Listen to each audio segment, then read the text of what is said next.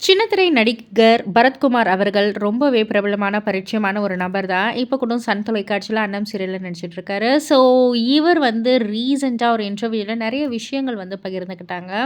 So, அதில வந்து அவர் என்ன சொன்னார்னா, "எனக்கு எல்லாமே கடவுள் தான். நான் சின்ன வயசா இருக்கக்குள்ளேயே அம்மா இறந்துட்டாங்க. காலேஜ் படிக்கக்குள்ள அப்பா இறந்துட்டாங்க. ஸோ, எனக்குன்னு வந்து யாரும் இல்ல. என்னுடைய டெசிஷன்ல தான் எல்லாமே. அண்ட் இந்த மூலியமா நான் வந்து ஒண்ணே ஒண்ணு நல்லா தெரிஞ்சுக்கிட்டேன். எதுவுமே வந்து பெர்மனன்ட் கிடையாது. எல்லாமே வந்து டெம்பரரி தான்.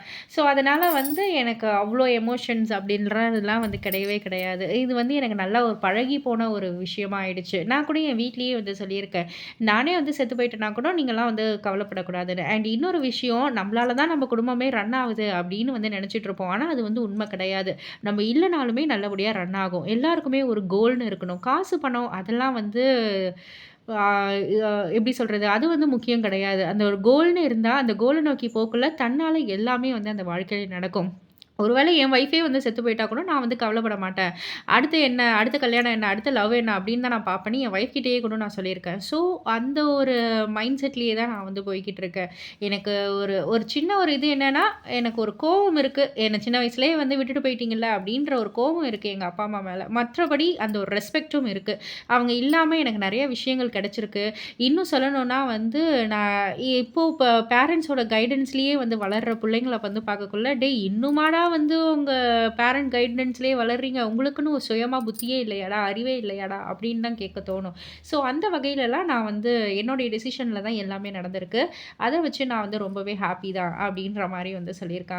அண்ட் அது மட்டும் இல்ல, நெறைய பேர் வந்து விஜய் சேதுபதி மாரி இவரு இருக்காரு. விஜய் சேதுபதி ஃபேம வச்சு வந்தவரு அப்டின்ற மாரிலாம் வந்து சொல்லியிருப்பாங்க. ஸோ, அத பற்றியுமே வந்து அவரு வந்து சொன்னாரு. அத வந்து ஒரு பாசிட்டிவா சொல்லக்குள்ள, சரி ஓகே. அது வந்து உன்னுடைய பாயிண்ட் ஆஃப் வியூ. நீ அந்த மாரி நெனச்சுக்கிறியா? ஆக மொத்தத்துல என்ன புடிச்சு பார்க்குறல்ல, எனக்கு அது போதும் அப்டின்ற மாரி தான் இருக்கும். பட் ஆனா, அவரோட டயலாக்க பேசி, அவருடைய ஃபேம் மூலியமா தான் நீ வந்த அப்டின்னு வந்து சொல்லக்குள்ள, நம்மளும் நெறைய ஸ்ட்ரகிள்ஸ் எல்லாம் பார்த்துட்டு தானே வந்திருக்கோம். அது எப்படி இப்படி சொல்றாங்கன்னக்குள்ள எனக்கு கொஞ்சம் ஹர்ட் ஆகும். மத்தபடி வந்து ஒண்ணும் இல்ல. கடைசி வரைக்கும் நான் நடிச்சுட்டே இருக்கணும். சாகுற வரைக்கும் நடிச்சுட்டே இருக்கணும். ஜாலியா இருக்கணும். அது மட்டும் தான். எந்த ஒரு எமோஷனல் ஃபீலிங் அதுக்கெல்லாம் வந்து இடமே இல்ல. அப்படின்ற மாதிரி தான் வந்து அவரு சொல்லியிருக்காரு. ஸோ இத பத்தி நீங்க என்ன நினைக்கிறீங்க? உங்களுடைய கருத்து என்ன? அப்படின்றத கீழ உள்ள கமெண்ட் பாக்ஸ்ல குறிப்பிட்டு சொல்லுங்க.